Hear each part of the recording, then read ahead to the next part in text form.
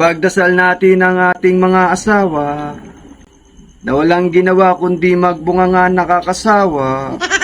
Isipin mo, naglaba ka na tapos namalansya ka pa, hindi ka naman pinayagan gumala. At kausap mo laging tamang hinala, wala ka nang ginawang tama. Oo, asawa ko, hindi tayo nagsama para mag-away. Selos na selos kahit sa bagay, pati sa nanay ng kapitbahay. Oh, Diyos ko, tulungan niyo ako, pagod na ako maghugas ng plato. Lahat ng sweldo binigay ko sa'yo, di man lang nakatanggap ng balato.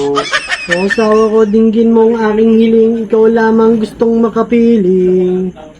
Kahit papiliin, hindi magdadalawang isip. Kahit may mahal na chick sa gilid, hindi maninilip.